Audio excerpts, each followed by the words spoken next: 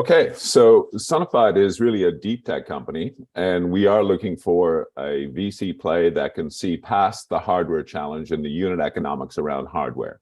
So this is the first kind of laydown that, we're not a strict software play only.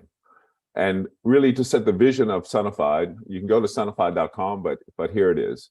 We are a fintech play on top of solar, but we deploy a sensor per solar panel, per string, per solar infrastructure. And as you move the grid dominated by renewables and the grid becomes more distributed, energy ecosystems is intermittent, but interconnected. And decision-making needs to happen kind of in a local scene, even when you need energy security.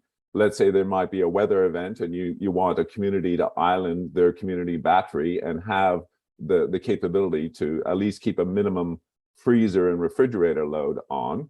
And then we need some data standardization that we can learn from other industries, but the energy market still lacks this kind of data standard and data exchange connecting all stakeholders and users. And this is where Sunified really wants to give a single source of truth. This is the energy that was generated from a solar panel. We tag that energy green and we track it through the ecosystem. And that is done with a little chip we call our Unity chip. And that Unity chip really is 30 years of my experience as a defense engineer. I built embedded systems and e-money tracking systems for US Treasury.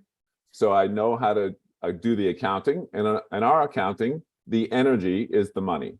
So we track every 30 seconds a witness proof coming off each solar panel.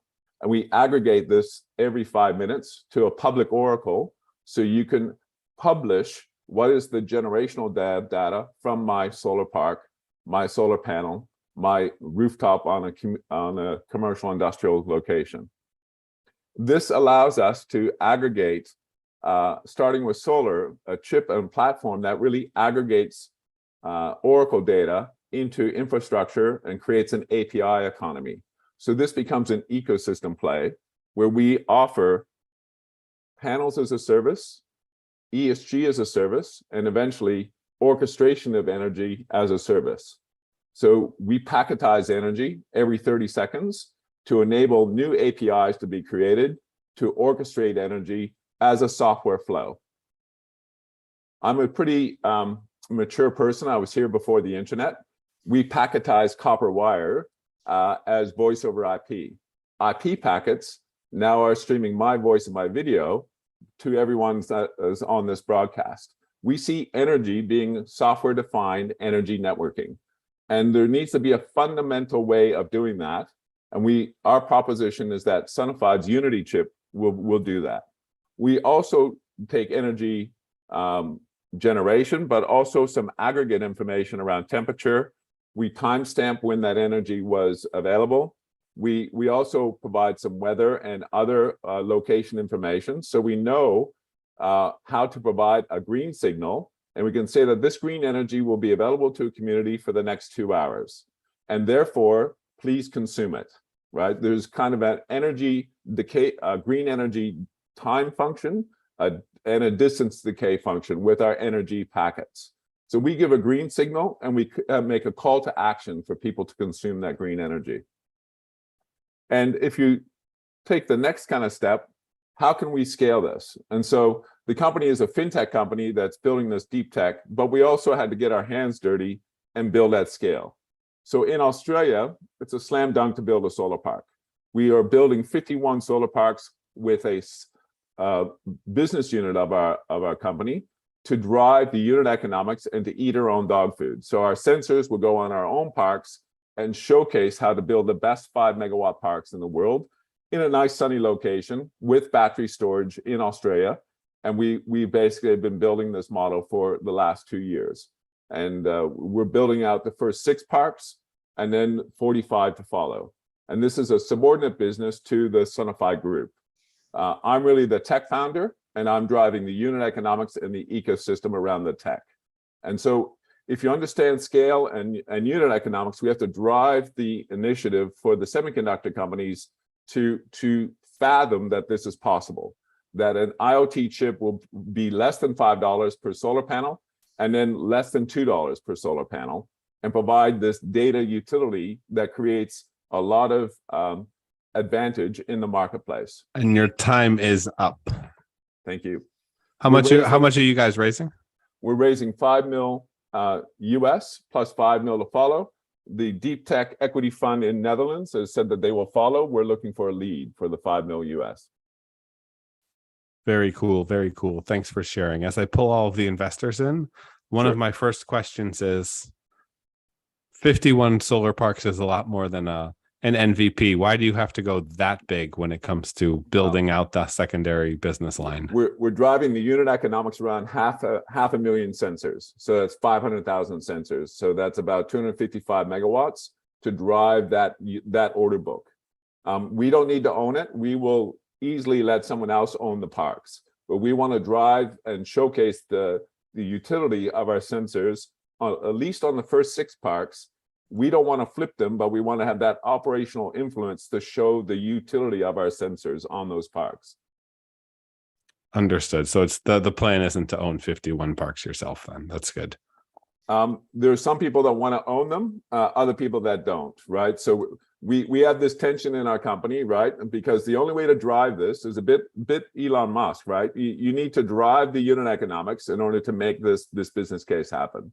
So it's a little bit of a tougher business case to chew on, but I'm driving the technology stack. That's really my job. It is true, but he didn't park 52,000 Teslas in his parking lot. No, he sold them to other people, and that's I think going to be part of the unlock that you guys need to find. So that's what we unlock. But by having our sensor on each solar panel, we turn on a utility for fractional ownership. So this allows the crowd to own the solar park, and then we can gradually flip it either as a green bond or as crowdfunding. That's really the Trojan horse that we're dragging through with our Unity sensor. You should look at Raise Green. They've got a strong marketplace platform for solar. Yep. This could be a good partnership for them. There's a whole bunch of people in the ecosystem, including the 2 other players that we hear in solar and renewables that need our chip, right? Our chip can go into batteries, help you drive the unit economics for battery sharing. It can go into homes and commercial industrial locations to show you how you can offset your emissions. This is a core bit of information that the industry needs, and software just doesn't do it. You can't retrofit an inverter data and get this level of detail that you need. Understood. And I want to hand things over to the panelists because I've been asking a lot of questions. Maritza, Laura, or Daniel, fire away. Ask about scalability. So what do you want to do with those 5 + 5 million? Sure. So we're building a deep tech team in Toronto. We have the deep tech team around machine learning and the actual chip design. In Europe is our focus to launch because of the European market has got a perverted incentive to really accelerate solar. We still see the US market being very fragmented and a lot of channel power and a bias for the PUCs to drive how solar is deployed in their regions. And if we look at what we're doing in different regions, you know, the US has a totally different path to market that's more around solar plus EV. That's how it's evolved. And in Europe, we've now found traction around the Port of Rotterdam. We have grants now from the government of South Holland, and we're driving that use case for decarbonization of some heavy industries, where they need to bring in green electrons from solar, and they're driving eventually their green hydrogen project. So they want guarantees of origin of green electrons, and this is a way that we can give them that immutable proof. And I would say, I mean, that is you digitize the certification of the green. Exactly. Yep. So we digitize the carbon credits, and this allows us to almost unbundle the carbon credits and create a global digital asset. So we can be the Airbnb of solar. We can dematerialize carbon credits on every solar panel that has our chip on it, and allow individual ownership of those carbon credits in the property rights of those solar panels globally. So someone in Amsterdam can hold a bit of solar as a property right in Australia for the solar park and the derived outcomes from that solar park, the energy, the carbon credits, and the data. Understood. So who's your customer today? Who would buy that? Yeah. So the customer are the solar park owner operators, the project developers, and the other customer is the insurance providers. We provide a signal on every solar panel on the bankability and the yield of that solar panel. The insurance providers make sure that the bankers don't lose any money. They don't take any risk. So the people that want to charge liquidated damages to the EPC is the insurance provider. The insurance provider will say, is that a proper claim? Is that a warranty problem on a solar panel? Is that a O&M problem that someone didn't do the proper maintenance on a solar panel? Or is this an EPC problem that something wasn't built right and a panel fell off the single axis tracker? This is one of the world's largest solar parks behind me. This is the Maktoum Solar Park, 75 square kilometers of solar panels. It's like the Matrix. From horizon to horizon to horizon, all you see is solar panels. They cannot maintain this park. They need machine learning and AI to drive the teams to service this park, right? This is the problem. They created basically a problem child, right? How can I do this? Now, you could do it on a schedule, but sand doesn't drift just to one part of a park, right? They know they're starting to do robotic cleaning, but they want to know where to service that park, where to put that crew to do the maintenance. And that's what we do as well, is that predictive maintenance and then the predictive dispatch. So if you run down the asymptote, we create this huge data set, this massive sensor network on every solar park. And then it's all about the data. How can we forecast the dispatch from that solar park so the solar park owner operator can play more merchant at the market? They don't need to take a low price PPA for 15 years.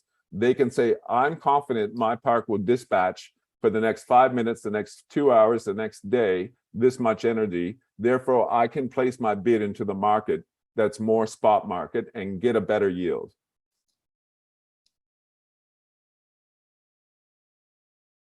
I'm assuming that the chips you mentioned, the Unity chips, those are developed in-house, and you mentioned Team in Toronto is working on it. Have you, is that a chip? Oh my gosh. That is a chip, yep. There's a SIM chip and a Bluetooth chip in there, and that's really been my discipline. I've worked with those chips for about 3 decades. Awesome. Have you experienced any issues with the materials for those chips? Any supply chain issues that you've been experiencing? We got direct support with ST Micro and NXP. This is why the Dutch government is interested as well. They understand the deep tech kind of equation. Ultimately, we would build our own chip that would make our own silicon, and we would have a number of fabrication houses that would do that. But right now, we can take common off-the-shelf chips and put our own IP into those chips as software. And these chipsets, in this combination of putting trust in a sensor with a SIM chip, is called a distributed root of trust. And this was patented in 2008 with an inventor friend of mine. And we have access to roll up all of his patents, 36 patents in 34 countries, to create this digital fintech fabric on solar parks anywhere in the world.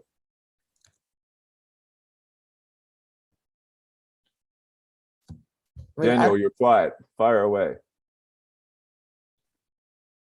I'm still wondering a little bit about the USP, because we see a lot of predictive maintenance companies in the solar industry that go without hardware. They do AI data analytics and they're doing infrared analysis, right? They fly a drone over a solar. No, not even.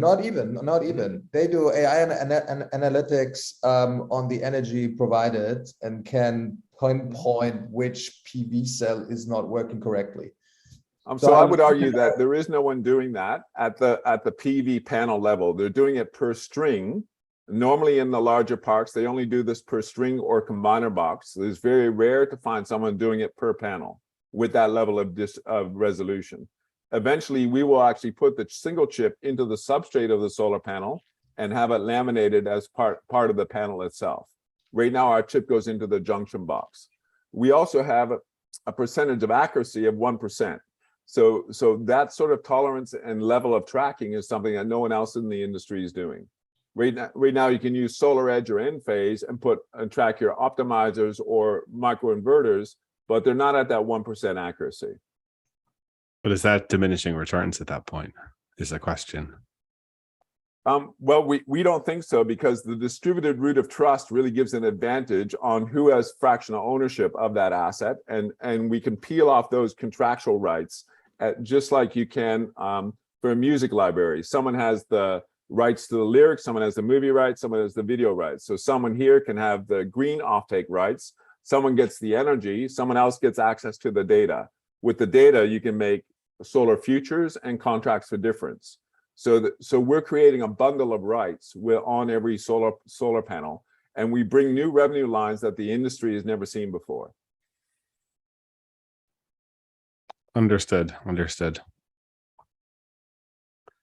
And how do you compare with competitors like Sun Exchange and other places that are enabling similar levels of democratization in solar, but not necessarily at the same data specific? So Sun Exchange would be a great customer of ours, right? Sun Exchange right now, they digitize the smart meter feeds. They don't have that resolution that we give. So we would give Sun Exchange a different way to package their mechanism.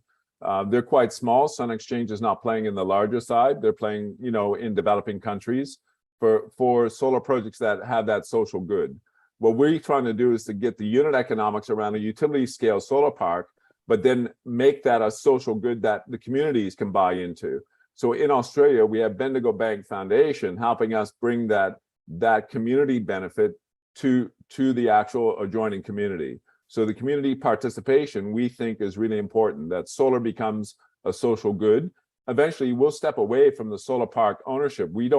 We want to be a tech company and AI company and license that along with the patents. Mm-hmm. Understood. Yeah.